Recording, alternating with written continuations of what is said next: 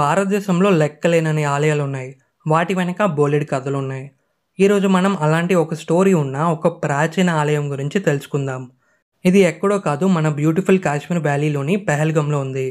ఈ temple Mamaleshwar temple. ఈ టెంపుల్ని మమల్ టెంపుల్ అని కూడా అంటారు.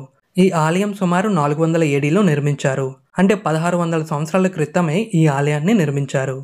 అండ్ 12వ శతాబ్దంలో కింగ్ జయసింహ ఈ ఆలయాన్ని గోల్డెన్ కలశతో అలంకరించారని రాజతరంగిణి అనే చారిత్రక గ్రంథంలో ప్రస్తావించబడింది.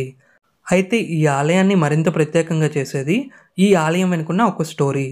పురాణాల ప్రకారం పార్వతీదేవి గణేశుడిని తన ద్వారపాలకుడిగా నియమించినప్పుడు గణేశుడు శివుడిని లోపలికి రానివ్వకపోతే సరిగ్గా ఇదే ప్రదేశంలోనే శివుడు గణేశుని శిరస్సును ఖండించారు. సో ఈ కథకు తగ్గట్టే ఈ ఆలయానికి మమల్ అనే పేరు వచ్చిందని చెప్తారు. మమల్ అంటే వెళ్ళవద్దు అని అర్థం. ఈ ఆలయం లోపల 2 విగ్రహాలు ఉంటాయి. ఆలయం మధ్యలో ఒక శివలింగం, ఇంకా కుడివైపున 2 ముఖాలు ఉన్న ఒక నంది విగ్రహం ఉంటుంది. సో ఫ్రెండ్స్, నెక్స్ట్ టైం మీరు కాశ్మీర్ వెళ్ళినప్పుడు పెహల్గంలోని ఈ మమల్ టెంపుల్ని డెఫినెట్లీ విజిట్ చేయండి.